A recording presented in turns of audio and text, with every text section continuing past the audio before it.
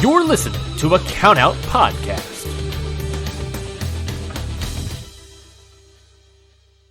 Hello, everybody, and welcome back to The Ballot, the podcast where the conversation begins. I'm your host, Ryan Knightsey, and on today's sort of bonus episode to a degree, I am pulling out of the Disney vault the very first episode of The Ballot ever.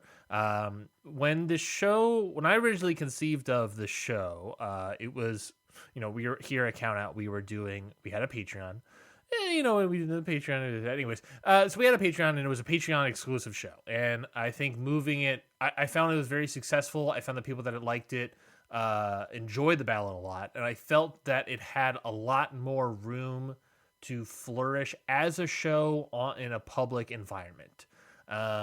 So I wanted to take it out from behind that paywall. The paywall now doesn't exist anymore. It's now like all free. You can go back and listen to everything. But what ended up happening is that season 2 ended up being the 2025 season. There is a 2024 season that does exist. It is, it's all that paywall doesn't exist anymore. It's totally behind patreon.com/counterpod. But I had every intention to slowly but surely start bringing some of that stuff over to this free feed and label it as season 1, obviously. Now, the big thing about that, obviously, is I might just end. I haven't thought about how I'm going to roll out the rest of it. In any sort of regard, because now I'm just focusing on prepping for 2026 season. But the problem with it is we didn't cover every single new person, and the people we all covered either got in like Cody Rhodes or completely fell off the ballot, like Sami Zayn or Kevin Owens or Bray Wyatt, to name a few. So there's only really one person that we covered on this show that is still on the ballot in some regard. And that, of course, is going to be today's sort of re-release behind the Disney Vault episode, talking about Zack Sabre Jr. He's the only guy that's still left on the ballot, obviously in the Japan region. And I wanted to release this one first, not only because, hey, look, he's the only guy that's still on the ballot, but of course because, look, it's also the very first episode ever recorded. And you'll probably feel that listening to this episode. There are a lot of concepts that I threw at the wall. A lot of this 2024 season was a lot of concepts, a lot of spaghetti getting thrown at the wall. And was that spaghetti delicious? I kind of butchered that joke. But it was a lot of concepts getting thrown at the wall and a different sort of format of what the show eventually has become. More simplified format is what the show is now. So I wanted to release it. This is the start of that movement, I guess. I'm not saying that all of it's going to come out on the free feed, this year or anything like that. It's just, this is the first one I wanted to get out there since Zack Sabre Jr. is still relevant, I guess. Relevant to the ballot, obviously.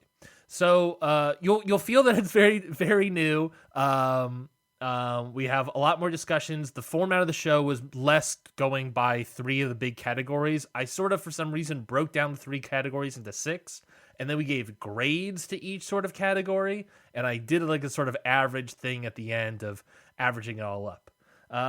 So there's that. This was recorded first, so it's also like the oldest knowledge, right? This came out, I think, in January of 2024. So, and this was probably recorded pre-Wrestle Kingdom of 2024 as well. So it's quite old content, as it were. It is a snapshot. But what is interesting about it being a snapshot is that a lot of the stuff we're discussing here is about Zack Sabre Jr., and it's about Zack Sabre Jr. pre-IWGP champion. Which I think is definitely the thing that helped get him more voters voting his way. So this is like fully a case of like just talking about his work rate. We talk about the plethora of cage match high rated matches he's had in his career. We focus more of the conversation on Japan. We talk a little bit about his Western stuff. But at the time, for whatever reason, I was like, no, we're just focusing on Japan and that's it. And I've changed my mindset on that. So, this episode is very new, very early. I can't stress that enough. A lot of my mindset on the ballot and everything has changed even since recording this. this episode many moons ago, but I wanted to get this out here, put it out here, and yeah, so this will be the first episode about Zack Sabre Jr. I should say that the guest of this episode is none other than good friend of Countout, Curtis Spears. Curtis, of course, co-hosts the show Ichiban Sweet Cast over on the Countout Network. Also, the Throwing Dice podcast. For some reason, I was going to say Throwing Rolls, and that is, of course, Curtis's spin-off baking show. So Throwing Dice as well as Ichiban Sweet Cast. Ichiban Sweet Cast, Throwing Dice, I believe, is just a sort of like board game, minifigure. What I don't know. I don't know if it's called board games, but like the games where you have like the minifigurines and they're moving all around the board and stuff. Minifigs. Maybe it's just called minifigs. And then, of course, Ichiban Sweet Cast is a New Japan podcast that we have on this network as well. So obviously he was a guest to get for Curtis Spears. Plus, also Curtis Spears lives in England. He's lived in England for several moons now. I think we talked about it a little bit on the show. So he's from, I think he's also from Georgia, but he moved to England. So it's a whole thing. So we have a wide-ranging conversation about a whole bunch of stuff. And a little bit new, a little bit old, but look, that's what old content is. It's somewhat evergreen, but also has already been updated since then. Massively, I will say. And yeah, I think that's pretty much it in terms of prepping the show. If you have any thoughts on this audio or any thoughts about the next season, 2026 season of The Ballot, you can give those a call. Give us a ring over at 9495-BALLOT. 9495-BALLOT. That, of course, is 949-522-5568. Yes, we have a hotline. Go give us a ring. Give us your thoughts on this episode. Or more so than anything, I want to hear your thoughts about Zack Sabre Jr. as a candidate. Do you think that he is worthy? Is there something that you think he is missing, that he is not just quite there? I think a conversation I want to have this season, especially when it comes to wrestlers that are ongoing and presenting their cases in real time, like Zack Sabre Jr., for instance, like Gunther, like Booker T. Is no, I don't think so. But like these people, right? What do they have to do to sort of change your mind or enhance their case to maybe get you over the hump? I would love to hear all of those thoughts about Zack Sabre Jr. and his Hall of Fame candidacy over at 9495-BALLOT. All right, I think without further ado, thank you everybody for listening to this episode. And here we go, the very first episode of The Ballot. Real rough, but I hope you enjoy it. All right, have a good one, everybody. Bye.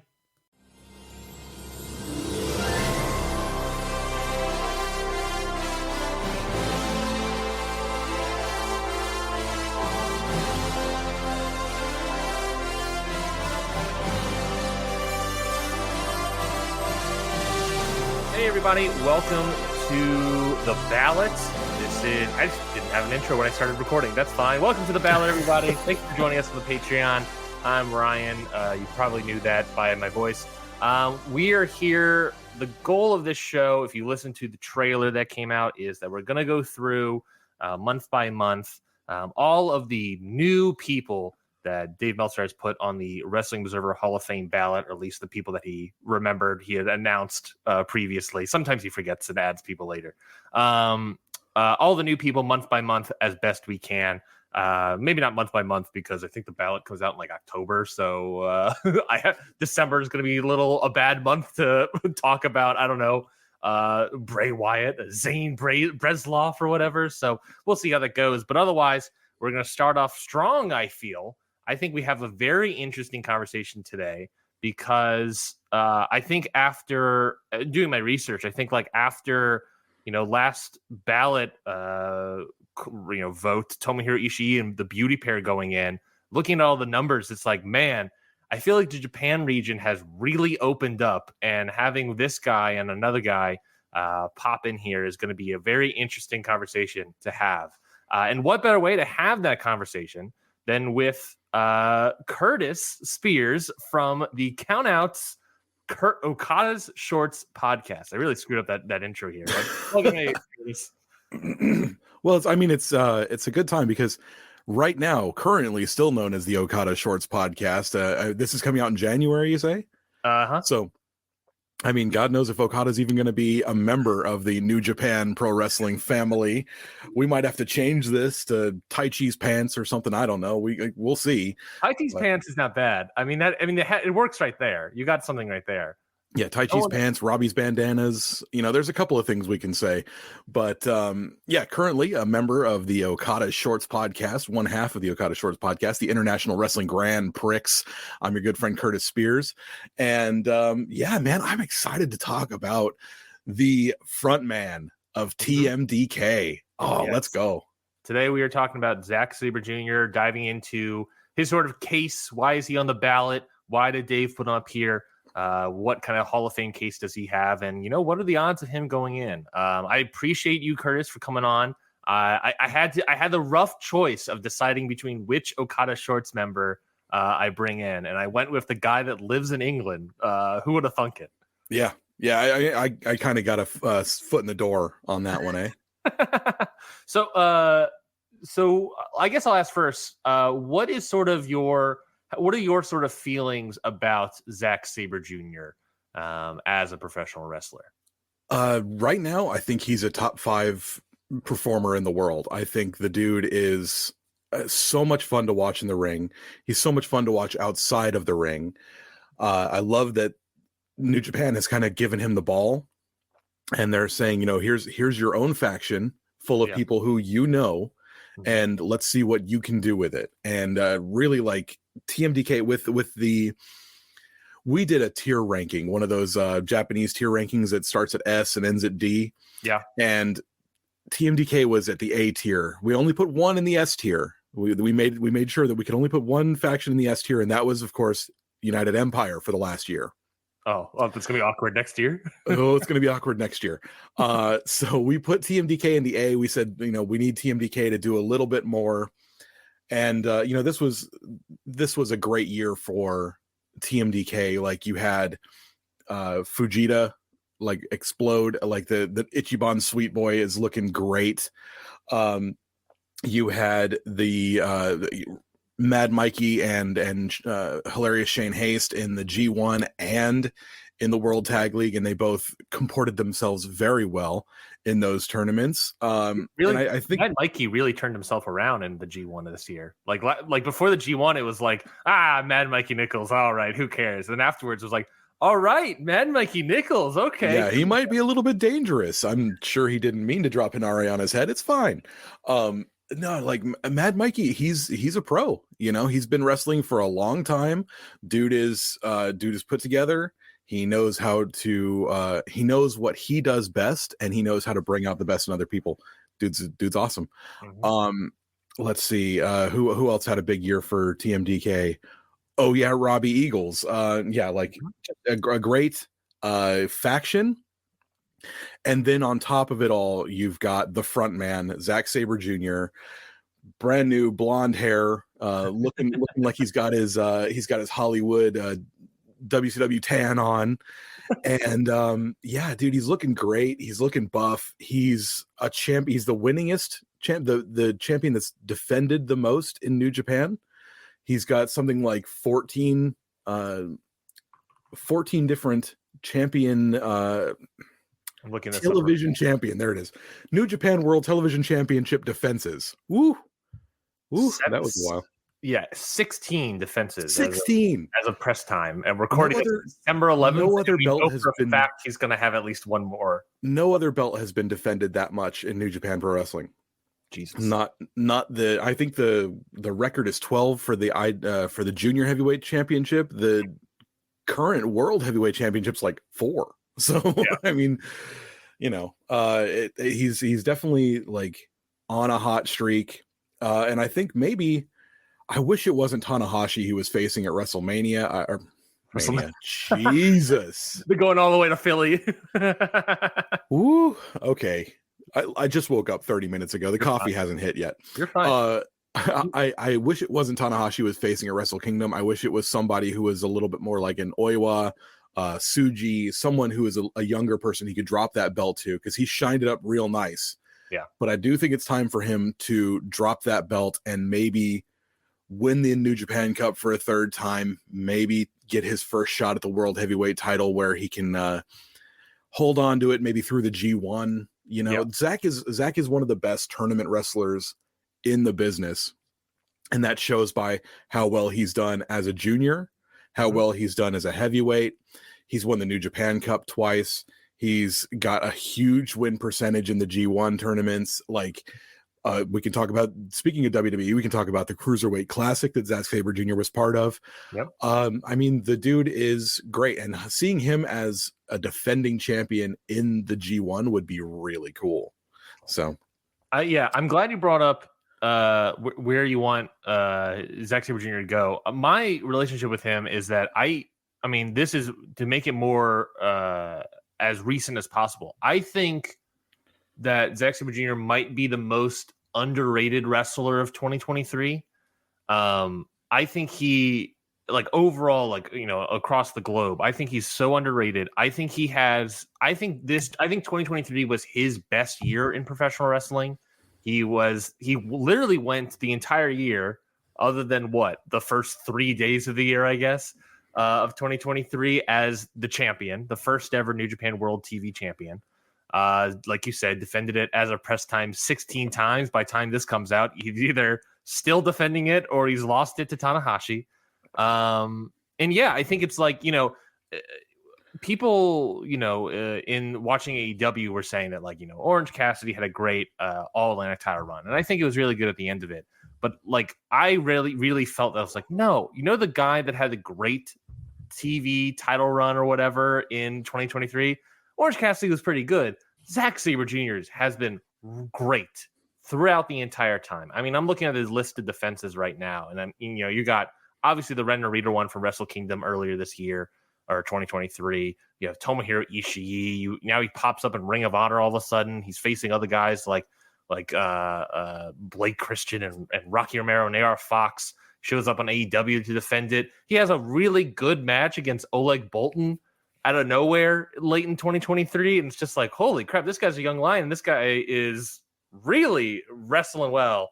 Oleg Bolton's a monster. That kid's gonna be huge. I mean, he's already huge, but he's gonna be something. He's got kind of meat on his side. Of course, he's gonna be huge. Oleg Boltin I think, like, he could throw Zack Sabre Jr. into the sun if he wanted to. It's pretty terrible. I can't wait to see the first time that he and Jeff Cobb lock up and you know, they're trying to deadlift each other. It's going to be fantastic. Yeah, I totally agree. But yeah, I think, like, Zack Sabre Jr. has had a very fantastic best year of his career, 2023. And it's not like his career was bad beforehand. He, you know, obviously, look, you know, I guess we'll get into it now. You know, looking at, you know, I assume Dave is going to put him in the Japan category, based on, you know, that's what he's kind of done with other, you know, Kenny Omega was in the Japan category, and other sort of these gaijin wrestlers that predominantly are wrestling in Japan. So I assume that's where he's going. I don't think he's going to go in Europe, because Dave probably wants us to focus on Japan. Because honestly, that's where the bulk of his career is right now. He's wrestled in New Japan for, let me look at my notes here, since 2017. I mean, even before then, he wrestled in Noah for several years. I believe 2011 to 2015. So he has quite a career in Japan already kind of put together. And literally, you know, he's been 5 years of New Japan right now. And I think since the beginning, since the beginning, pushed extremely hard, right? Going through, like, I was looking through, like, his timeline of matches, and you were talking about this guy shows up to face Shibata, of all people, in March 6, 2017, debuts, joins Suzuki-gun, wins the Rev Pro Championship back. And then a year later, literally practically a year and 1 month later, he beats Tanahashi and wins the New Japan Cup final. And then, like I said, a year and a month later, he's in his third main event for New Japan, wrestling for the IWGP World Heavyweight Championship. Well, not World Heavyweight Championship at the time. IWGP Heavyweight Championship at the time against Kazuchika Okada. Talk about a goddamn push with this guy. Yeah, he's definitely someone that they've they can heat up anytime. He's someone who, when they say like they need a challenger throughout the summer, they need someone to be the foil for an Okada or Tanahashi, and they go like, who's dangerous and believable? You know, we could put out Evil or something, I guess. Or like, oh, Zack Sabre Jr. Everyone knows that Zack Sabre Jr. can get a win at any moment. You could be watching a Zack Sabre Jr. match and you're like settling in. He's got that New Japan flair where he can go 30 minutes, or you could be watching a Zack Sabre Jr. match. It's 10 minutes in, you're settling in. You're like, all right, here comes, it's pinned him. Yeah. Oh, he submitted him. He's the most dangerous dude on the roster. He's so much fun to watch because you never know what his matches are going to be doing. And so when they heat him up and he goes through a tournament like the New Japan Cup that he's won twice, he can go through that first one. He submitted everybody. He was just submitting. He was taking arms. It was amazing. And then the second time he was getting flash pins over people. Yep. So like, he's just dangerous. It's so much fun to watch a Zack Sabre Jr. match because he's a believable threat. He's a credible threat, and he's someone who they can heat up at any time if they need a foil for their world champion. And I hope someday that he gets to be that world champion that they're heating up a foil for. Yeah, there's sort of an argument that with Will Ospreay leaving New Japan, there's sort of an argument that like Zack Sabre Jr. might be the next top gaijin out of New Japan. You know, I think that's what's interesting to me moving forward, is that he has the potential and all the tools, I think, to be that next top guy. With Jay White gone, with Will Ospreay gone, I think you can agree. I don't think David Finlay's quite there yet. I think Zack Sabre Jr. is probably as the best bet to be like, I think in the next 5 years, I think there's maybe even extremely sooner, I think there's a very good chance that Zack Sabre Jr. could be world champion in New Japan, or maybe global champion as of recording time. Well, I mean, we'll see how much longer he stays in New Japan. If the rumors that I hear are true, I've heard rumors of mass exodus happening soon. But you know, oh goodness, I don't know. I think he's there for the long haul. He stayed throughout the entire pandemic. You know, he wrestled in Japan, lived in Japan, breathed in Japan, and there were so many people who gave up on Japan through that. That's where, you know, I wouldn't say Will gave up on Japan. He went home during the pandemic. I understand. He came back as soon as possible. Yep. Jay White was like, nah, fuck that. I'm not dealing with that. He gave up a little bit. He gave up on Japan. Will was there the entire time, from day one to day fucking 700 or whatever, when they finally allowed people to start clapping or doing more than clapping again. And, you know, I think it's time for them to pay him back a little bit, because he's put the company on his back when he had to. When New Japan's tag team division was failing, you had the Dangerous Tekkers, who were the best tag team on the planet, Zack and Taichi. You know, now that they're introducing a brand new belt, you know, who are they putting it on? Zack Sabre Jr. So he can, you know, make this a title that's worth paying attention to. And I mean, it may be an ugly belt, but he wears it well, you know. Hey, he wears that orange quite well. He wears that orange belt quite well. Well, let's talk about it, because obviously there's a lot of qualifications that Dave has in the Hall of Fame. Those criteria that he's listed are, quote, a combination of drawing power, being a great in-ring performer, or excelling in one's field in pro wrestling, as well as having historical significance in a positive manner. I think that you and I can both agree that his best case is easily in-ring performer. He is one of the best technical wrestlers. He won the best technical wrestler award, the Bryan Danielson award, 7 times in the Observer. On the hop in a row, I think it was. In a row, 7 years in a row. And I did a lot of research, obviously, watching a bunch of matches of his. And I talked about like that first year, like obviously coming in, they were pushing him super hard, but it wasn't just like they were pushing him hard and he was kind of like, all right, he's fine. He pushed really hard and he was dropping like 4+ star matches, like constantly. coming in facing Shibata. Pretty good match. It was first one. I'm not going to say it was, the best one, but it was pretty good. Then facing Tanahashi in his first main event in 2017. Then Tanahashi again in the New Japan Cup Finals. Then Okada in a year. All of these, I went like 4.25. According to Cage Match, Tanahashi 8.29.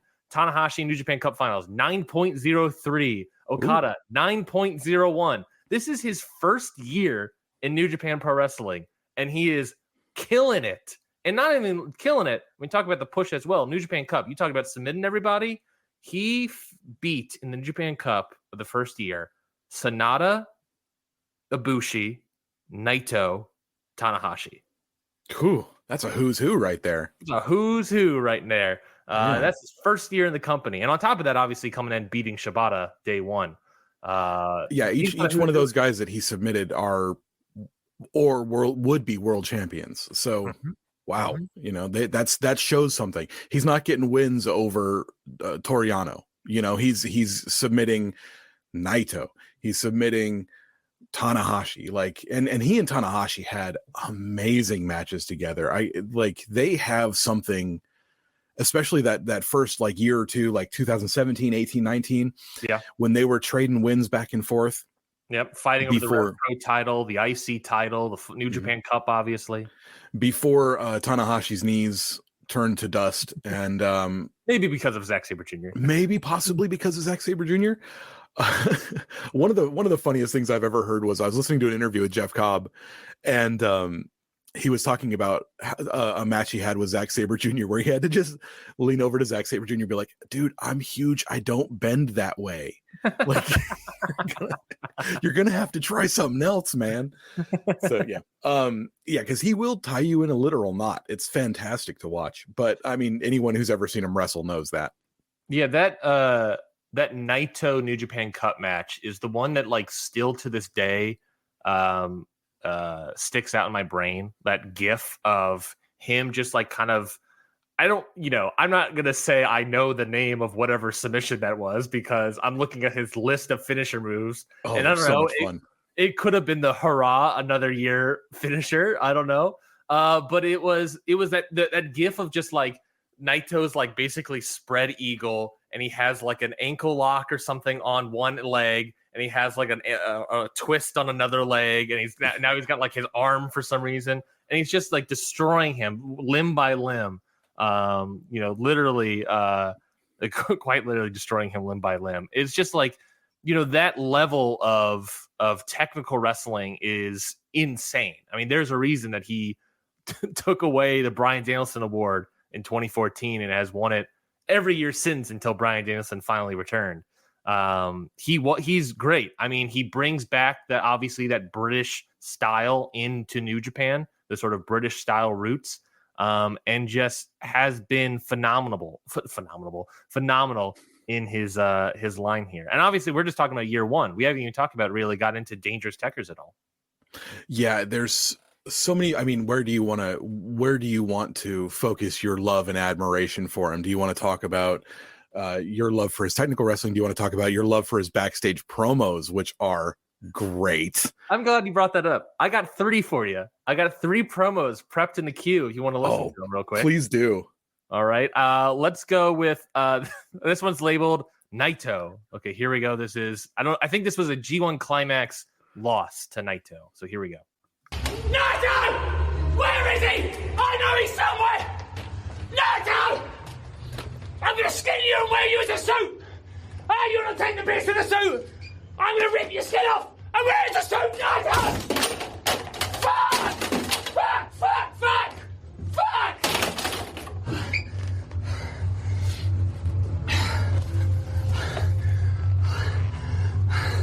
Royal Quest 2 just got announced. Today, 5 p.m.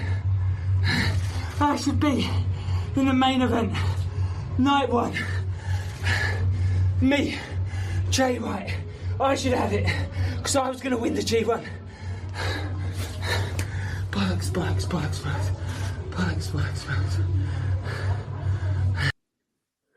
Oh, I love it. So is that the one where he's got the chairs around his neck and he's carrying them around? Oh, I love it. Someone at the Rev Pro, I went to a Rev Pro show last month, and someone had that picture of him with the chairs around his neck on a t-shirt, and I was just like, motherfucker, I need that so bad. It's really good. It's really good. Yeah, he that's not the only time where he does promo styles like that. I mean, obviously, in this moment, he's doing that sort of frantic energy, desperate sort of like anger of loss, that kind of promo, and just kind of going crazy, and then like slowly over the course of the promo realizing it's all over. I lost. It's all over. And he really brings great energy to that. I have two more here, a little bit shorter here as well. This one, I think you'll recognize this little clip. This one is titled Shakespeare. As much as Sanada couldn't tap me out, and he couldn't tap me out, could he? He had to pin me with a dodgy count. But I've tapped out Sanada last year in the New Japan Cup. He's only ever pinned me. Yeah. Because no one can touch me. Not in New Japan, but in professional wrestling for Tekkers. Huh? Tekkers means technical skill for you morons. Yeah, I have to translate for you guys as well. That said, it's much more enjoyable being challenged by talented wrestlers like Sanada. There's some of the other cretins I have to wrestle. Huh? What a waste that match was. In America. Huh?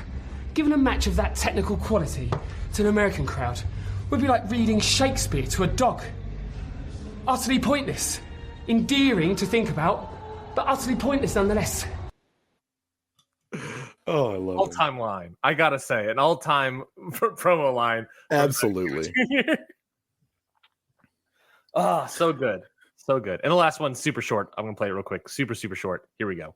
This one's titled Strong Style's Dead. Hey, shut up, I'm still talking. Moron, sit down, you tart. I said before, but it's worth repeating. Strong Style is dead. Long live Sabreism, as you were. Yeah. Long live Sabreism, baby. Yes.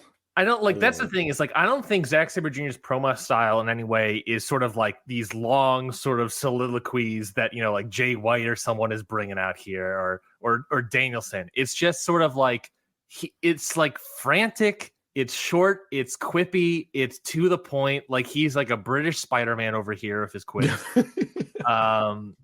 Who cusses a lot more. Spider-Man would not say cunt. Way more. So maybe a Deadpool.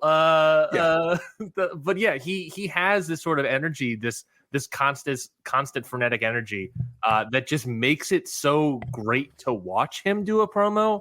It's like, he can do a serious one, he can do a thing or whatever, but he can throw out these insane quips that are just like, he makes him entertaining nonetheless.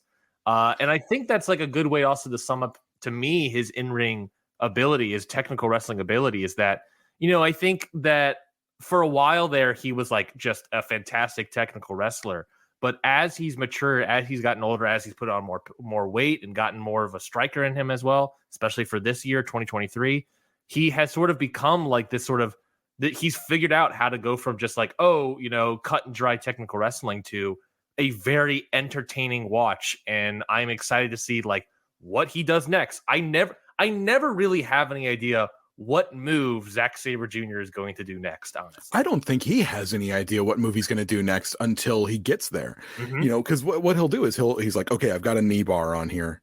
Oh, hey, look, his wrist. Like he just and it's so funny because they talk about it all the time. Like if you're watching Zack Sabre Jr. and he's doing chain submissions, you can almost set your watch by it. It's 6 seconds. Yeah, he'll go like he'll grab your ankle. You can count to 6, and by the time you reach 6, he's got his other move locked in. And then by the time you count to 6, he's got another move locked in. It's so wild because he's just like free flowing. He's like, I don't know what I'm going to do. I'm going to actually literally take this guy's arm. Oh wait, there's his knee. Oh wait, there's his ankle. And then you can see technical wrestling jazz. It really is. He's free flowing out there. He's doing whatever the hell he wants to whoever he wants, however he wants, because when he gets around you, he's like a boa constrictor. Yeah. You can't fight back against it because he's just all over you. And it's absolutely insane to watch. That's how he gets people like Naito into that Clarky Cat submission. I believe it's Clarky Cat. That was what you were talking about. I'll double check maybe. Yeah. he's speaking of the best fucking names for moves ever. Like, Okay, so I got some of Hazan another year. We got Clarky Cat. Clarky Cat. The one you might be talking about is the Clarky Cat Bad Balloon. Balloon remix. Yeah, my wife's got a T-shirt with that on it. I've got a Hazan Another Year T-shirt. Yep. Barry from EastEnders. Who actually my wife's met Barry from EastEnders before, so that's pretty cool. Sunday Rail Engineering Works Replacement Bus Service. Tesco Meal Deal's another one. Apparently, that move I just said is a Boston Crab. Or is it Orienteering with Napalm Death? Orienteering with Napalm Death. Yeah, another beautiful British TV reference. Mm-hmm. He's got like a lot of these names are just things. The Clarky Cat is a reference to a show called Brass Eye that's hilarious. It's like kind of like the Daily Show, but over here in England. Yeah. Let's see. Hurrah Another Year is a band reference. I don't remember what band it is. Barry from EastEnders obviously is a reference to EastEnders. Yeah. And what was Orienteering with Napalm Death is another, it's a sketch show, but I can't remember the name of it. But yeah, a lot of these things I just knew them as what they were called. I thought he was just coming up with silly names. Mm-hmm. And then my wife's like, "Oh, Clarky Cat, let me show you the, Brass Eye." And I'm like, "Oh, okay, cool." Yeah, he's bringing obviously the British style of wrestling bringing it back more into the New Japan world, but not just the British style. It's like he is like almost like an embodiment of this sort of like I don't know. You can probably speak to it more as living in Britain, but like sort of this embodiment of bringing like British pop culture, well, maybe not pop culture, but British culture with him. He's not just bringing the technical wrestling; he's putting Britain on his back a little bit. Yeah, he is delightfully British. There's nothing like worldly about him. He's like, I'm Sheppy through and through. Mm-hmm. So like when you're watching a match and he just screams at the audience, "Shut up, you cunt!" Like, and you're like, "Oh, that was that was British. Okay, cool." Mm-hmm. Or like, saying bollocks over and over again. Bollocks. Yeah. Seeing him in England is so much fun because I'm pretty leftist myself, so like when he is wrestling in front of a big British crowd and they start just chanting leftist slogans or singing how the prime minister's a cunt and things like that, like it's so much fun. It's just a party atmosphere every time because he's like a hero, because he's just delightfully British. It's so cool. He's got such a connection with the crowd over here, and I think he's got quite a connection with the crowd in Japan too. Oh, I fully agree. I think he nailed it day one. I think coming in and being a fantastic wrestler day one has really put himself over with that Japanese crowd. I mean, before we move on and talk about other aspects of his career and other aspects of his case, we got to talk about Dangerous Tekkers. Obviously, sort of going into the pandemic, following the pandemic, through the pandemic, Dangerous Tekkers gets formed, and I sort of agree with you. One of the best tag teams of that year, if not the best tag team of 2021, 2020? 2021. Yeah. Yeah, just phenomenal stuff with him. But yeah, go on. Talk about Dangerous Tekkers a little bit. Oh man. So one of the things about New Japan is they don't have a lot of straight up tag teams. You can even have World Tag League and it's just two guys from the same faction, or like Tanahashi grabbing a young lion, Yeah. And so you get those ones that are thrown together. Like this year, I'm not super into just five guys, but I like Yu Uemura, I like Taichi, and they were like, here's the just five guys tag team this year is just Yuya and Taichi. And I was like, well, yeah, those would be the two guys that I would like to see. And I feel like during the Suzuki-gun, this was like one of the last years of Suzuki-gun. Mm-hmm. Might have been the last year of Suzuki-gun now that I think about it. But they were like Taichi and, I don't know, Zack Sabre Jr. And I was like, okay, yes. Yeah, let's do that. Okay. Previous World Tag Leagues, it was always Suzuki and Sabre. Yeah. I noticed. And so now that Suzuki's like started to kind of take a part-timer role and things like that. And I was like, yeah, those two actually could work. You've got the silliness of the two of them like really blends very well, but also like Taichi is, he's got a mean streak about him and Zach's known for how mean he can be in the ring. Yeah. Let's go. Let's see what happens. And it was just magic. it was so much fun to watch because, you've got Zack exploding in the ring. He's just losing his mind. Taichi's ripping his pants off, kicking somebody in the soccer style kicks directly to the meat of the thigh, and Zack's tying a dude into a shoelace knot. And it was magical. It really was. The one thing I think about when I think about Dangerous Tekkers was always which Wrestle Kingdom was it? Wrestle Kingdom 2022, maybe the 15, I believe. It was Dangerous Tekkers versus God. Yep. And Zack gets up on the top rope, and Zack's gonna jump off the top rope. Oh my god, really? This technical wrestler is gonna do something? Not that, and he's screaming. He's like, "Taichi, let's go! It's Wrestle Kingdom!" And we gotta pull out all the stops. And I was just like, yes. I was like, it's 9 a.m. and I'm trying not to wake up my wife on a Saturday morning or whatever it is, and I was just like, "Go, Zack, go!" Yeah. I talked about earlier about how the years he sort of transitioned from being more of a black and white technical wrestler dude into a really entertaining figure. I think that bridge is Dangerous Tekkers. If it wasn't not for Dangerous Tekkers, I don't know if he would have gotten to this new 2023 form that he's in now. He's bringing this level of entertainment. He's bringing this level of devil may care attitude to wrestling, a little bit of just bringing energy of sheer kickage is what I'm going to call it. To matches he's bringing into it.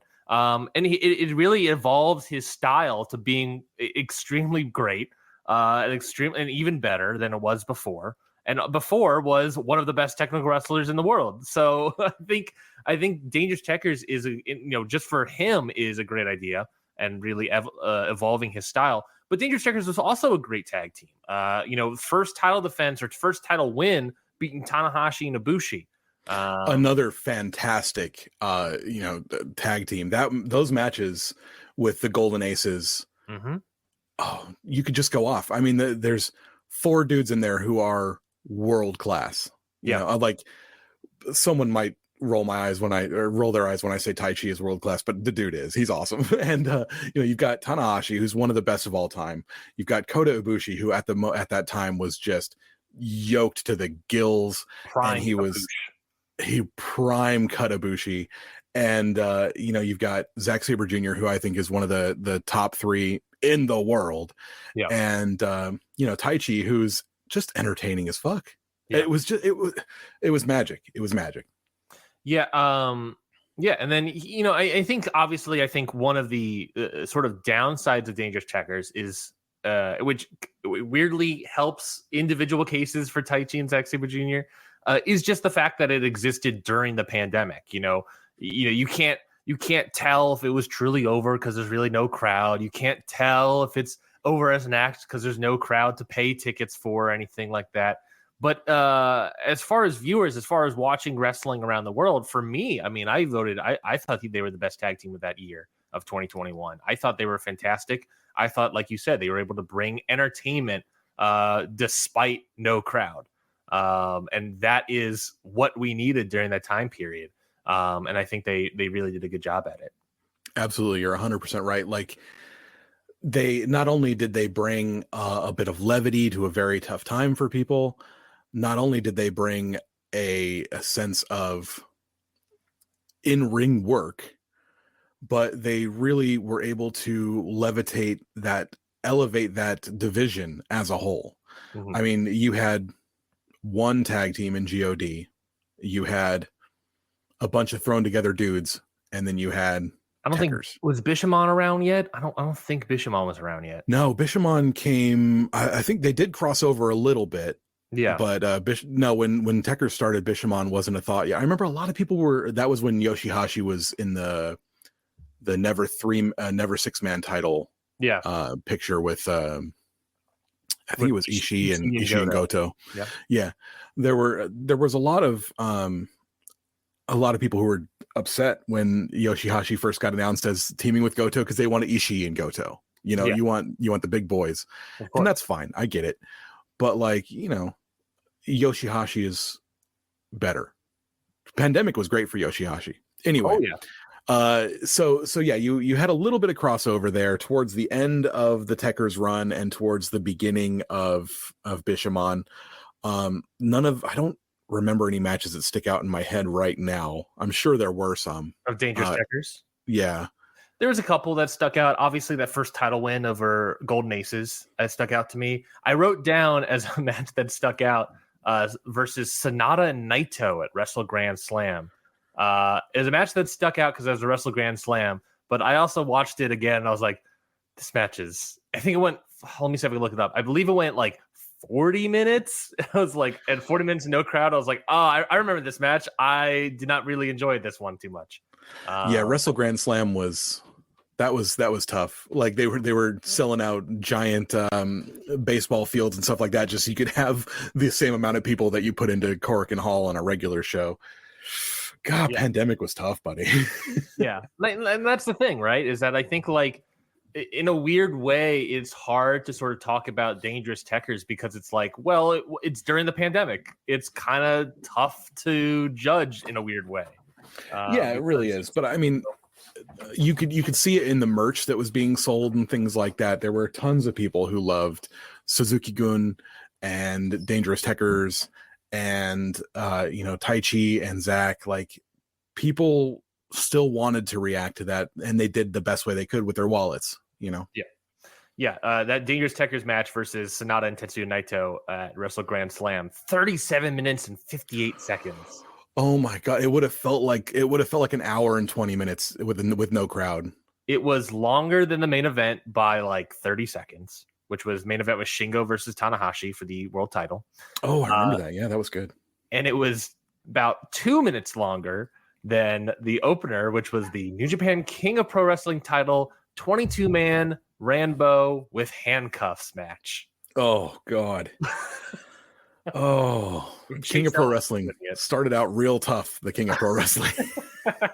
And I think that's sort of the, again, going back to like the sort of pandemic conversation of Dangerous Tekkers is that's sort of like the tough part about it is that like sometimes that was always the thing about the pandemic is that sometimes it can really click. Sometimes when there's no crowd and the match just goes on, it's like, all right, I got to pack it in here a little bit.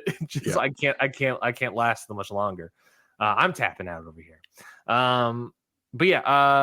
Any other bits about in-ring ability or promo work? Any sort of other bits? We didn't really talk about his Noah run at all. I watched a couple matches of his in Noah. How familiar are you with his run in Noah? I had left most of Noah behind at that point. Basically, I was a Kenta guy in the mid aughts. So when Kenta left Noah, I kind of left Noah. Like, it was. I'd seen some of the matches. I'd seen. So there were some matches he had with Yoshinobu Kanemaru. Yep. There were some matches that he had with Taiji Shimori, and these were great. But like, mostly the matches that I had seen from him were his more international stuff, like back in Rev Pro, the CWC and WWE, those things. I'm not super into what he was doing in Noah at the time. Which is totally fair. I mean, he's in Noah 2011 to 2015. He's, kind of just like a junior for the first couple of years, and then he starts teaming up with Ogawa, and they become a two-time GHC Junior Heavyweight Tag Team Champions with Ogawa.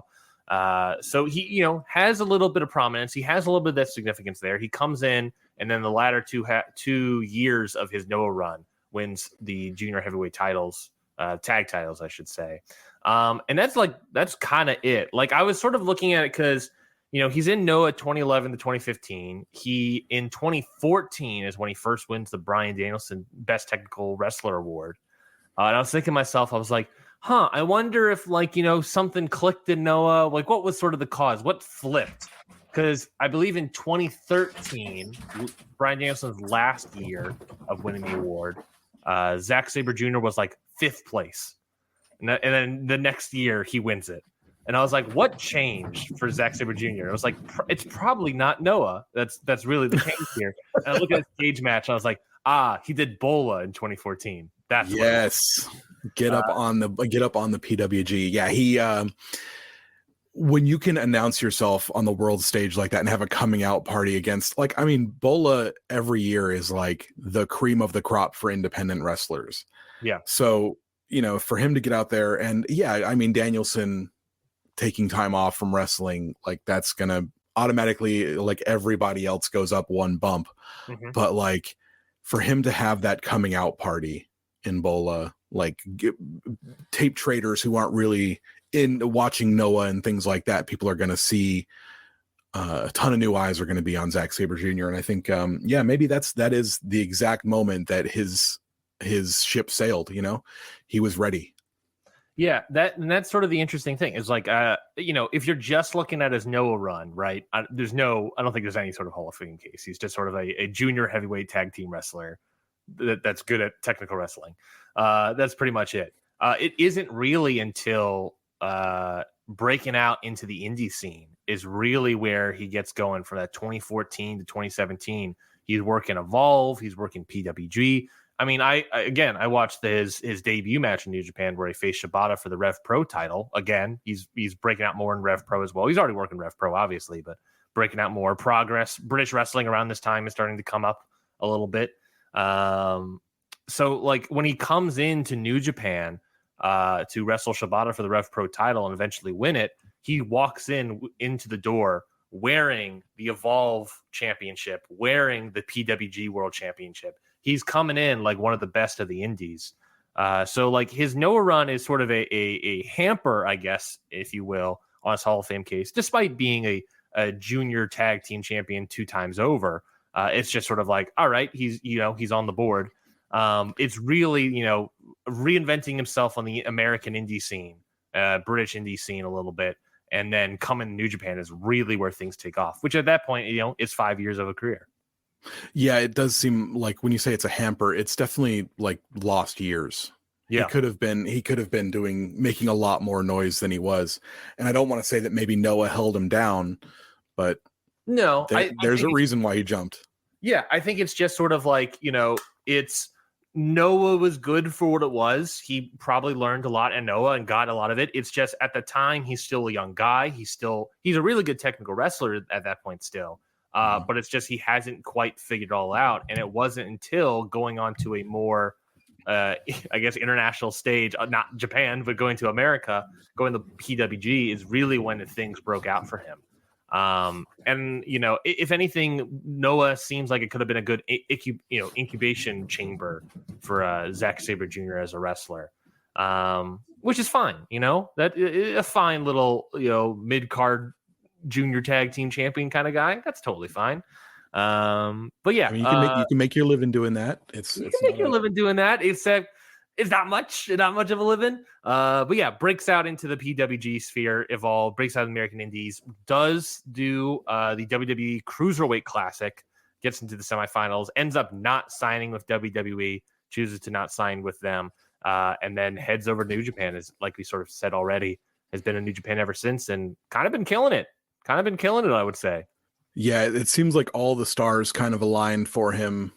Like he got to the taste of the indies. He saw what Noah had to offer.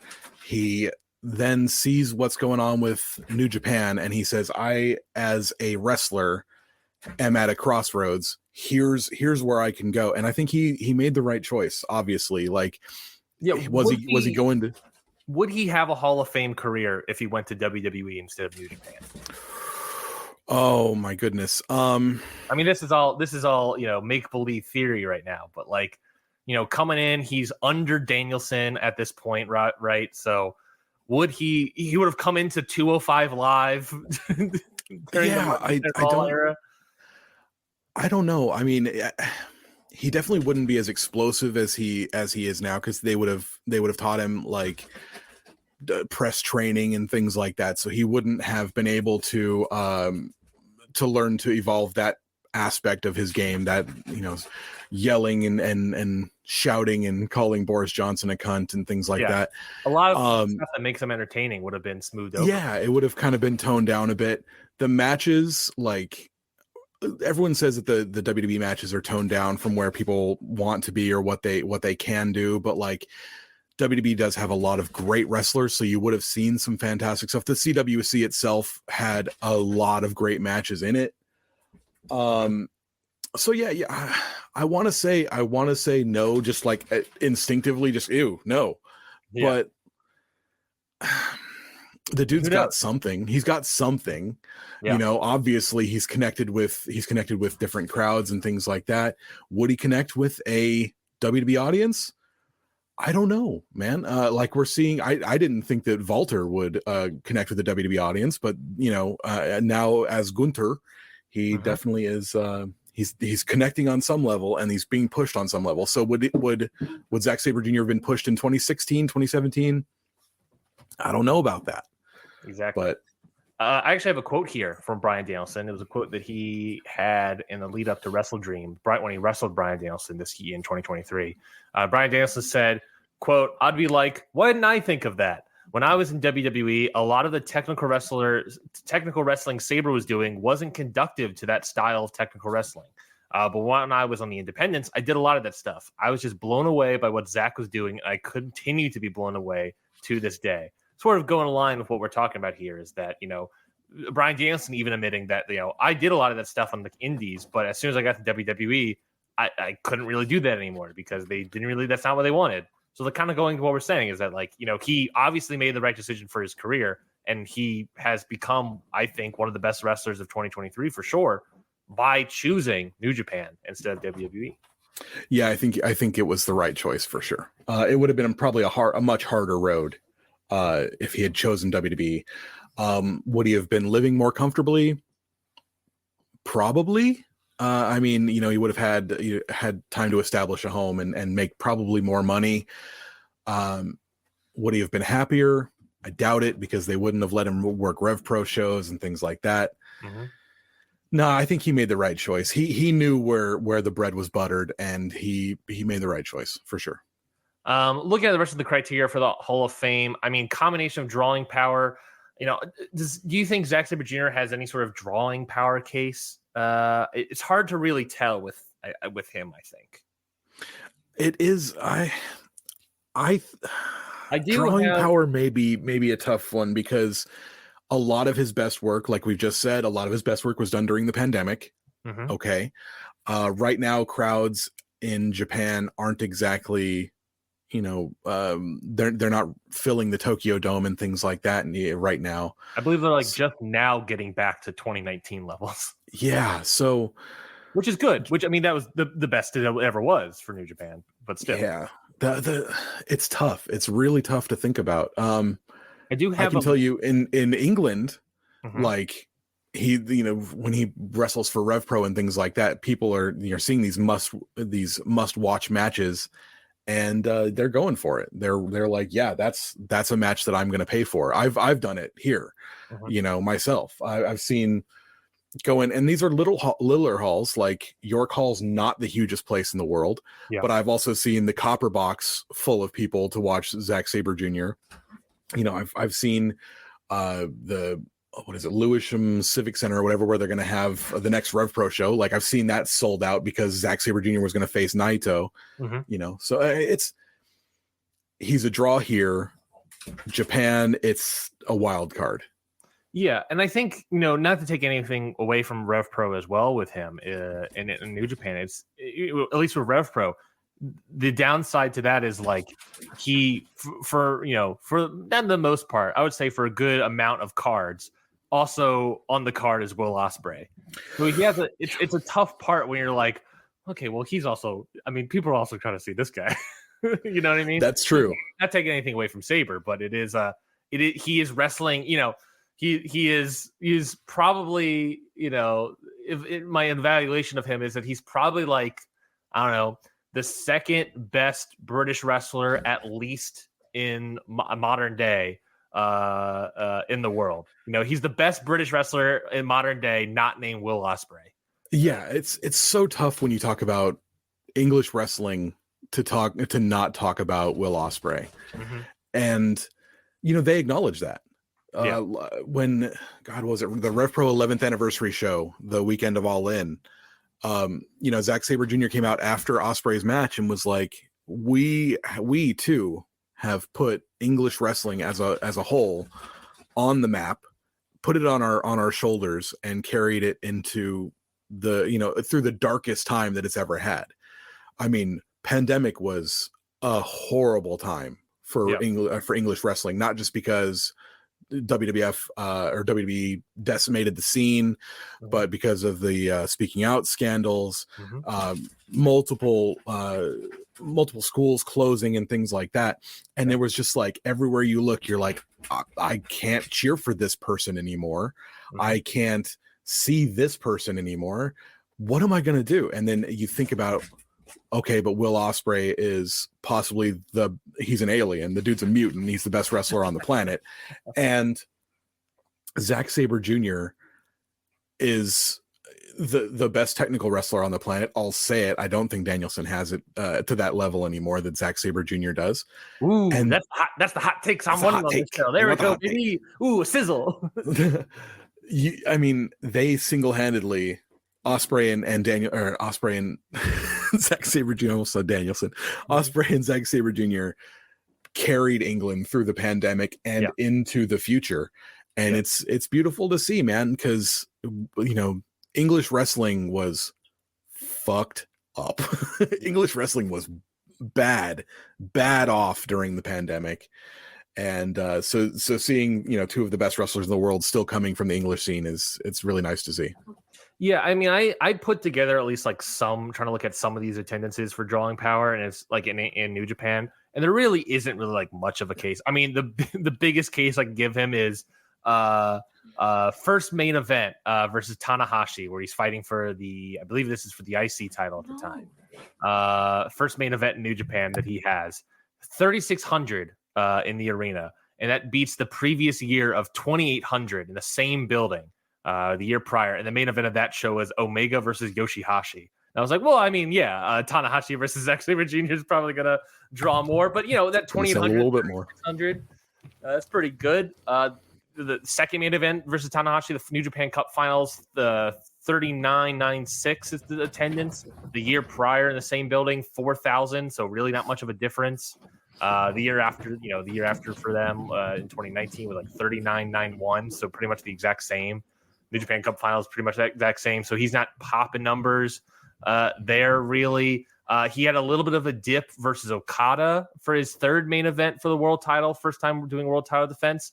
But the previous year in the same building was Okada versus Shibata that sold about 2,000 more tickets. But again, that's Okada versus Shibata. I can see why that sells a little bit better. And then by that point, once he starts like really established as a guy, the pandemic starts. And this entire time, I'm looking at only main events. Like, it's tough to look at anything other than the main events that he has. By Dangerous Tekkers times, New Japan, other than like World Tag Leagues or wherever, tag titles aren't really being defended in main events, really. So it's really hard to tell if anything is drawing, especially during a pandemic. And by time, 2023, he's wrestling, for in these TV title matches. He's sort of popping some houses for Corkins or whatever if he has a title defense. But there's not, I guess what I'm trying to say is there's not really much of a drawing power, but I think he is a very interesting case because I don't think drawing power is really the big thing here. I think it's his great in-ring performance, and I think it's historical significance. He's not a world champion by any means, I guess, in this company yet. His titles have only been New Japan World TV Champion. He's a 3-time IWGP Tag Team Champion of Taichi. We talked about how he's already a 2-time GHC Junior Heavyweight Tag Team Champion with Ogawa and Noah. He's obviously a 4-time Rev Pro Undisputed British Heavyweight Champion, which I'll only bring up since so many of those defenses were in Japan. He's won the New Japan Cup twice. He's been a G1 Climax semifinalist every year, basically, from 2017 to 2021. He obviously won the World TV title tournament to become the champion. Accolade, 7-time Technical Wrestler Award winner from 2014 to 2020. Historical significance, one of the best technical wrestlers. And like you said, maybe it's subjective, but either better or not. He's either better or just below Bryan Danielson, which is an award named after him. Like I said with Ospreay, Zack Sabre Jr. is the best technical wrestler not named Bryan Danielson. Yep. To a certain extent. And that is, if anything, he might not be number one in England. That might be Ospreay. He might not be number one in technical wrestling. That might be Danielson. But he's number two, and a close number two. Yeah. At that. 1A, if anything. I would agree with technical wrestling, especially 1A for sure. 1A, 1B for sure. But yeah, I mean, historical significance is just like a fantastic technical wrestler. Despite not really having many titles, major titles in New Japan, he's never won the Never Openweight title. He never won the IC title. Will he win this new global heavyweight title? Who's to say? But he's only been a tag team champion and now a world TV champion. He's never had a singles title until this year. So it's sort of an interesting historical significance case. At least when it comes to titles, he doesn't really have much. He doesn't, but I think that's kind of the test run. I think this TV title run that they gave him, because they're like, okay, you've put on mass, you're trying to improve your body to be better on to more represent what they want to see in a star. Yeah. You've been handed a faction of your own that's ridiculously over. Mm-hmm. They're trusting him and his faction to raise up one of their young lions that they have a ton of hope for. Mm-hmm. Here's a brand new belt. Can you establish this brand new belt? He obviously has. And I think it's just a test run. It's got to be a dry run, to see what they're actually able to do with him. If he stays in the company, I think he's going to win. I want to say he's going to win a G1. I would love to see him win a G1. Yeah. Because he's done the New Japan Cup twice. Mm-hmm. Does he have can he make the next level and get to the G1 or G1 final? Maybe. I think he could do it. I would love it. It's interesting, we talked about a little bit about the Cruiserweight Classic and sort of that divergence point of his career. If he stay, I mean, who's to say where his career will look like if he goes to AEW, WWE, or goes back to Noah or something? We're working with, I don't know, that's not going to happen. It's not going to happen in any world right now. But is that divergence point of, I think if he stays in New Japan, give him better contract, give him more money, you would almost have to push him even more. And I think you're right. I think, he can easily become that next level, become that next guy for New Japan, especially in that sort of gaijin territory of New Japan, the non-homegrown talent. It's very interesting. It's almost like, if we're looking at him literally as a Japanese category Hall of Fame case, staying in New Japan has a really good shot of giving him a great case at being in the Hall of Fame. Yeah, I think the best thing for him to do right now is to look at the current landscape of other people who have jumped ship, Mm-hmm. Who have left New Japan. So you've got, let's look at the big names that have left New Japan in the last 10 years or whatever. You've got Shinsuke Nakamura, who's started strong, started pretty all right. You've got AJ Styles. Ooh, pretty good. It kind of faltered as he got a little bit older, but he's older, so we'll give him that. You've got Kenny Omega. Oh, okay, all right, sure, fine. Yeah, good. Yeah. Also good. It's good. World champion. He's one of the figureheads of that company. Weirdly gone at random times. Yeah, odd. Jay White. Still not a lot of time, but the time he's given is great because he's great. He is great. Yeah, it's just like he's not really given much stuff to do. Yeah. So I mean, like, and then Will Ospreay, obviously, we'll see. Will Ospreay, he's about to jump, and I think Ospreay's he's going to be a world champion very shortly in AEW. I agree. And then when Kazuchika Okada heads to TNA, we'll see how that goes. Oh God! Oh, just punch me in the face next time instead.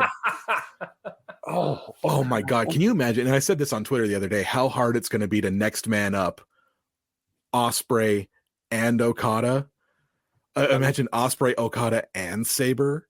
I talked about this on Ring Post Radio recently. By the time this comes out, like 2 months ago, New Japan can't lose Okada. Imagine losing 3 of your top guys in a 6-month span. Oh, Jay White, Will Ospreay, and Kazuchika Okada. I was like, that's impossible. You can't do that. What are you doing? You can't the company do that. they just fold. They'd have to fold. You put the belt back on Tanahashi? Sure. Yeah. I mean, like, dude's only 42. Yeah, it's fine. What's the worst that can happen? Maybe Shingo can have the belt finally again. Yeah, in front of a crowd that can actually make noise. Oh God, Shingo, what a champion, dude! Just he was like, nobody wants to hold this belt for longer than a month. That's cool. Shingo's gonna do it. Let's go. Give me the shot, baby. But yeah, so I don't know. Do we have any more things to really talk about here with Zack Sabre Jr.? Any other parts of his case that we want to dive into more? I don't know. What do you have any other things? So what are so it's drawing power, the combination in-ring of work, drawing power, in-ring performer, as well as having historical significance in a positive manner. He continues saying that Dave Meltzer continues, candidates should have something to offer in all three of the categories mentioned, or be so outstanding in one or two that they deserve inclusion. I didn't bring this up yet, so maybe this is a good point to bring this up, is that I think that, looking at what his chances of getting into the Hall of Fame are, and I think that what's interesting about it is that I think what honestly helps his case a lot, weirdly enough, and this is sort of a ramification of last year's Hall of Fame ballot, is Tomohiro Ishii getting in. Tomohiro Ishii getting in is a guy that has just been consistently great for years. One of the best tournament wrestlers for years. A guy that's never won world championships in this company for years. A guy that, in a weird way, has a very similar case, I would argue, maybe, to Zack Sabre Jr. Just has obviously, gone a little bit longer than him. So, in a weird way, Ishii getting in kind of opens the door for Zack Sabre Jr., I think. Yeah, I've had this discussion with a friend of mine who's a WWE fan, and we always talk about, like, is this person a Hall of Famer? And he's talking about the WWE Hall of Fame. He's like, I don't know if he's had a Hall of Fame career. And I'm like, dude, Coco Beware's in the WWE Hall of Fame. Come on. Like, anybody can get into Pete Rose is in the WWE Hall of Fame. Whoever says yes to a WWE contract, legend contract. Basically. So, like, when you think about Ishii going in, it shows that, like, hard-headedness, no pun intended, and dogged determination can get you into this. And Zach's got that in spades. Pun intended on dog. I meant that one. Yeah. So when you think about, like, Ishii going in, he's not a world champion. He sells merch just fine. The crowd loves him. Same sort of thing as Zack Sabre Jr. Not really a draw case you can really create for him. Yeah, but his matches are fantastic. Yeah, I was saying this to Kieran. Everyone who's into pro wrestling knows Kieran. I was saying this to Kieran, like, Ishii matches. What's your favorite fast food? I'm a Subway guy. Ooh, that's probably a smarter idea. Mine's Taco Bell. Oh, I love Taco Bell. There's like 7 Taco Bells in England. Oh, I love Taco Bell.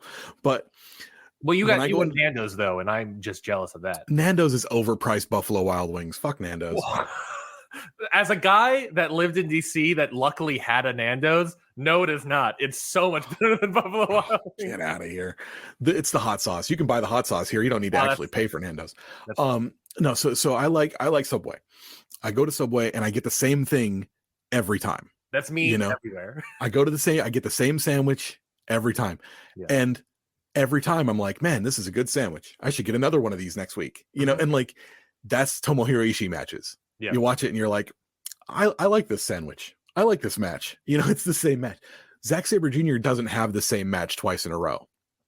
So if Ishii's in-ring work is enough to get him into the Hall of Fame, to the Wrestling Observer Newsletter Hall of Fame, Zack Sabre Jr.'s is way more than enough to get him in.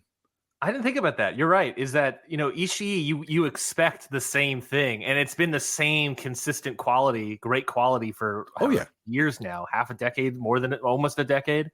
Zack Sabre Jr. has also been great, but it's almost always different. I mean, it's obviously in the same vein. It's not like it's still like a different ingredients of a Subway sandwich versus like eating pizza or whatever.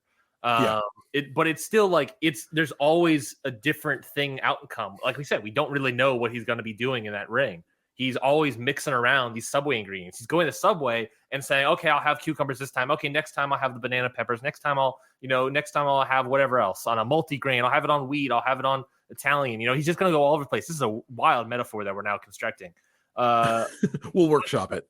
But this idea of like, he almost has a weirdly more diverse in-ring performer quality than Ishii, and it's almost just as great as Ishii. That's just Ishii's been there longer, and obviously Ishii's been there longer and more consistent for longer. That's a very interesting idea. I never think about how despite still being a very great technical wrestler, it's still way more diverse than just Ishii. Nothing against Ishii, of course. I didn't think about that much. That's interesting. That's very interesting. Well, let's talk about it. I think let's kind of wrap it up here. Let's talk about it. I mean, what kind of put the bow on this a little bit? What do you think? What do you think the odds are? Where do you put him? If you had to say, is he do you think is he a first ballot Hall of Famer? Is he a do you want to wait to see how this is? We talked about how this year has been really great for him. Do you want to wait to see if he's even more consistent for the next couple of years? Do you want to wait to see if he leaves Japan? That's going to be massive change if that ends up being true. Where are you at? Sort of, if you were given a ballot, if Dave was like, "Hey, Curtis, here you go, vote." You got 3 votes with 11 people. Are you voting Zack Sabre Jr. in day one? I would. But I'm a huge mark for Zack Sabre Jr. I think most people are going to take a courageous wait and see approach. Because this year we could be watching him in AEW next year in 2024. We could be watching him win the G1 and headline Wrestle Kingdom in 2025. So, this year is going to be, it's another one of those turning points for Zack Sabre Jr. He's got to take a look at the lay of the land and he's got to say, where do I go from here? And I think, this year is going to be a pretty huge moment in his career. He's, 36. He's got to get his last, I wouldn't say his last hurrah, but like if the time is ever going to happen, the time is now.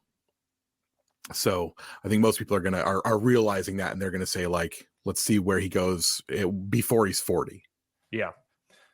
I'm by the way, I'm going to send you what the Japan category is probably for the ballot to really stretch your bones a little bit. I just sent you on Slack. You're like 11 people in this year, or next year, assuming he doesn't add even more people. That's only 3 votes. Those people are going to be Shima, Satoshi Kojima, and Hiroshi Tenzan as a tag team. God. Tenkoji, Yoshiaki Fujiwara, Hayabusa, Antonio Inoki, and Seiji Sakaguchi as a tag team. Meiko Satomura, Shingo Takagi, Manama Toyota, and Toshioka Yamada as a tag team. The new people, Zack Sabre Jr., Kento Miyahara, and returning Yoshihiro Takayama.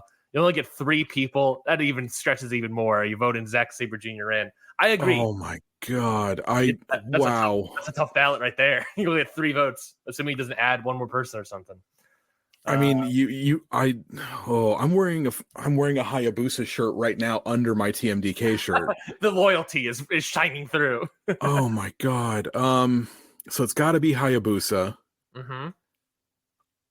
Oh, just for what they meant to women's wrestling, I would say Manami Toyota and Yamada. Yeah, this is going off of just your knowledge, no research. Oh right. God. How is Fujiwara not in? I think people are just like, well, his only accomplishment is the Fujiwara armbar. It's, I think that's what I mean that everyone does. Yeah. Okay. And Kojima and Tenzan, dude, I love Tenkoji. Fuck. This is tough. Yeah, it's a tough list. What's interesting about it is, I sort of mentioned the top here is that.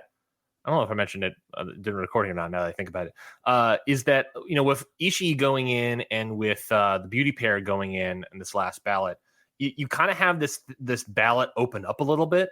I looked at the percent votes of last year, of last year's ballot of how many percent votes. Obviously, to get into the Hall of Fame, you need 60% or more.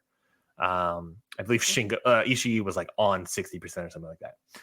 Shingo is the highest of not getting in at 41.7%, which to me that tells me, okay, it was probably like beauty pair, Ishii, and then most people said Shingo after that, but not enough people said Shingo. It's like, okay, then people might go vote Shingo in next year. After that, the next highest from 41.7 is Shima with 23.4. I could see that. He's been pumping out great matches for many, many years. And that's sort of what I mean of like the ballot being opening, though, is like Shingo is 41% left over. Everyone else is like 20%. It's like 20% to 10.6 at the lowest of Inoki and Sakaguchi. If I had to right now, if I had to vote, my votes would be for Hayabusa. I'll say Shingo and Yoshihiro Takayama. Yeah. Because Big Talk that's my fucking dude. And I would love to see him make it into the Hall of Fame before while he's still able to enjoy it, we'll say. I agree. Wow, what a list. Holy cow, that's tough. It's the Hall of Fame. It's not, they're not nobodies. They're not nobodies on this list. Yeah, and I think it's interesting. I think I have to obviously do the more research to really give a real tell, and that's kind of what this series is here. But Zack Sabre Jr., I think, has a really interesting case, but I think in a weird way, he may have sort of an inflection point in his career. Does he pop over to AEW? He's obviously flirted with AEW and Ring of Honor a little bit. Does he, if he stays in New Japan? I'm at the point now where it's like, I don't necessarily know. I think he has a really, really good case, but I would love to just see a little bit more. Like I don't think he's a first ballot Hall of Famer. I'm like, give me 5 years more of him in New Japan or something. And I think we got something here. If he can be, 2023 consistent for the next 5 years, I'm probably going to vote him in easily. And 5 years is just a random number I'm pulling, by the way. If he can be that consistent for another couple of years, then I think I'm putting him in. If he can win the world title, then I can probably be putting him in. But I think it's the sort of thing of like, he's been really, really good to great for the past 5 years. But this year was so new, almost refreshing, entertaining, new, and that I really like. I just want to see if we can continue that for a couple more years. So that's where I'm kind of sitting with Zack Sabre Jr. Yeah, I think that's the right choice. We may be fans. I'm a huge Zack Sabre Jr. nerd. Mm-hmm. Like my whole family is shirt as we speak. Wearing a TMDK shirt right now because I didn't know if we were doing video. But I think when it comes down to it, Zack Sabre Jr. is one of the best going right now, and he has an opportunity to do even more. And I'd like to see that. Yeah, and I think same thing. I would like to see that before I would like to see what he can do next before I really consider voting him in. But we'll see. I mean, hey, we'll get 3 votes. Maybe everyone's like, I'll throw one for Zack Sabre Jr. this time around. We'll see. We'll see how I feel about it, I guess. But yeah, Curtis, thank you so much for coming on. Thank you so much for coming on the Patreon. Obviously, if you're a listener on the Patreon, you should have already listened to Drop Your Shorts, the sort of bonus episodes for Okada Shorts. But of course, if you're not listening for whatever reason, go check that out. Go check out Okada Shorts for all your New Japan coverage in the Count Out Network. So Curtis, thank you so much for coming on. Yeah, thanks for having me, man. This is a ton of fun. Yeah, I'm glad you came on. And at some point, we'll talk to Rafe. I don't know when. 2 years from now, Robbie Eagles is on the line. I don't know. We'll see what happens. But we'll talk to him later, I guess. But yeah, again, Curtis, thank you so much. And we'll talk to everybody next month, probably. All right. Goodbye, everybody. Bye. Love you. This has been a Count Out Podcast. Hey, have you guys heard of the new show on the Count Out Network, the Ichiban Sweet Cast? It's the brand new New Japan Pro Wrestling podcast starring the International Wrestling Grand Prix. That's me, your good friend Curtis Spears. And me, your bad friend Rafe Hewson. And we're here to talk about everything New Japan Pro Wrestling reacting to everything, getting worked up, getting very happy, sometimes crying. Kind of like something else we used to do, right? Oh, yeah. That was the old Okada Shorts podcast, right? Ah, that's right. And if you love that show, you're going to love this show because it's exactly the same show. Yeah, we just had to change the name. Yeah, we did. But you can check it everywhere on a social media handle that we haven't made yet. Yeah, we're really new to this. So what you can do is search on your favorite podcast catcher of choice. Look for the Ichiban Sweet Cast. Sweet Cast, Ichiban.